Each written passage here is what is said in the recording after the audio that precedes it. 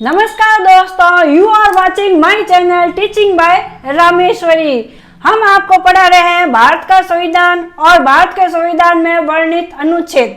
हमने आपको अनुच्छेद 1, 2, 3, 4 पढ़ाया, 3 पढ़ाया और चलिए उसी श्रेणी में आगे हम आपको पढ़ाते हैं भारतीय संविधान का अनुच्छेद 4। अनुच्छेद 4 क्या कहता है? अनुच्छेद 4 कहता है कि पहली अनुसूची और चौथी अनुसूची के संशोधन और अनुपूरक, आनुषंगिक और परिमाणिक विषयों का उपबंध करने के लिए अनुच्छेद 2 और अनुच्छेद 3 के अधीन बनाई गई विधियां।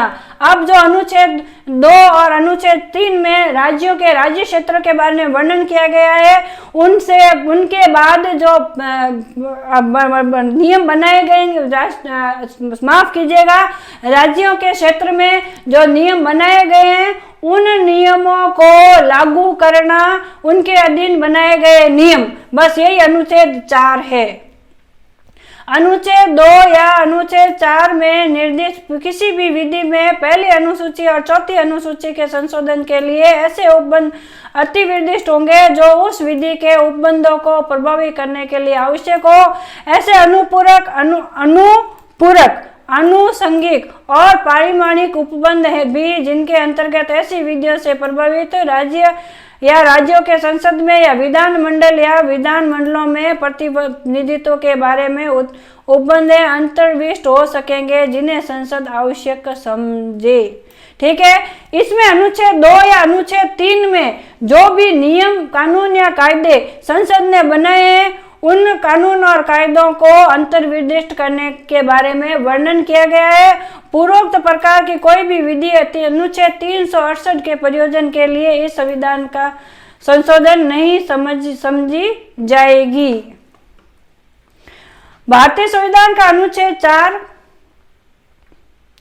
राज्यों में भारत के राज्यों के पुनर्गठन या मौजूदा राज्यों की सीमाओं में परिवर्तन करने की शक्ति से संबंधित है। यह अनुच्छेद बताता है कि संसद को अनुमति है कि वह देश के किसी भी राज्य की सीमा में परिवर्तन करके उसका विभाजन कर सकती है या दो से अधिक राज्यों का विलय कर सकती है।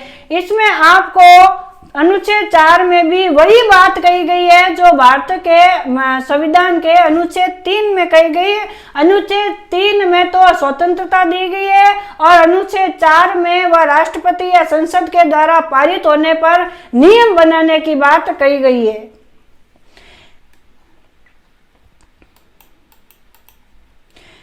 इस अनुच्छेद में विधानसभाओं, देखिए क्या लिखा है, विधानसभाओं की 2/3 बहुमत से पारित एक संकल्प के आधार पर नए राज्यों के गठन या मौजूदा राज्यों की सीमाओं में परिवर्तन करने का विधान है। संसद उस राज्य या राज्यों के संबंधित विधानसभाओं द्वारा पारित किए गए संकल्प का समर्थन करने से पहले यह सुनिश्चित करना चाहती है कि नए राज्यों के गठन या सीमाओं में परिवर्तन की प्रस्तावित योजना का समर्थन किया जाता है। अब जो भारतीय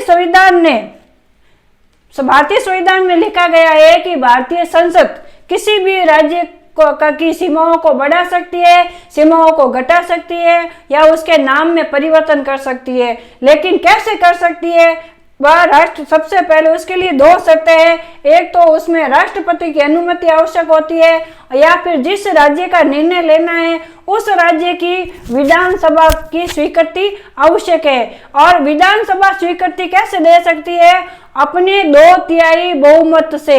2/3 बहुमत से प्रस्ताव को पारित किया जाएगा, समर्थन किया जाएगा, तभी किसी राज्य की सीमा को बढ़ाया जा सकता है, सीमा को घटाया जा सकता है या उसके नाम में परिवर्तन किया जा सकता है। यदि संसद के पास राज्यों की सीमाओं में परिवर्तन करने का 2/3 बहुमत हो तो राष्ट्रपति उसे पारित करने के लिए बाध्य होगा। अब देखिए, यदि संसद के पास में, भारत की जो संसद है उसका 2/3 बहुमत मिल जाता है, किस लिए मिल जाता है किसी राज्य की सीमा को बढ़ाने के लिए, किसी राज्य की सीमा को घटाने के लिए, कोई नया राज्य बनाने के लिए या किसी राज्य का नाम परिवर्तन करने के लिए यदि संसद में 2/3 बहुमत पारित हो जाता है तो राष्ट्रपति बाध्य होगा, राष्ट्रपति को करना ही होगा वह पारित। जो नियम संसद ने बनाया है उसको पारित करने के लिए राष्ट्रपति बाध्य होगा। ये आप ध्यान से सुनिए, इसमें राष्ट्रपति स्वतंत्र नहीं है यदि संसद ने 2/3 बहुमत से उसको पारित कर दिया है। अनुच्छेद 4 के अंतर्गत यदि किसी राज्य की सीमा में परिवर्तन किया तो उसके अनुच्छेद 1 और अनुच्छेद 2 को दोनों प्रभावित होंगे। ये तो सामने स्पष्ट है कि यदि किसी राज्य में परिवर्तन होगा तो अनुच्छेद 1 और अनुच्छेद 2 यस माफ कीजिए अनुच्छेद 4 दोनों प्रभावित होंगे। क्यों? क्योंकि इस अनुच्छेद में क्या लिखा गया कि क्या निर्दिष्ट किया गया था कि भारतीय संविधान में इतने केंद्र शासित प्रदेश है, इतने राज्य हैं और वो उनका अपने आप संख्या में परिवर्तन हो जाएगा तो अनुच्छेद 1 और अनुच्छेद 4 हम अपने आप प्रभावित होंगे। ये तो था भारत के संविधान का अनुच्छेद 4। आशा करते हैं कि आपको समझ में आया होगा। तो आप क्या करेंगे, अगर समझ में आया तो कमेंट कीजिएगा, लाइक कीजिएगा, हमारे चैनल को सब्सक्राइब कीजिएगा। धन्यवाद, नमस्कार।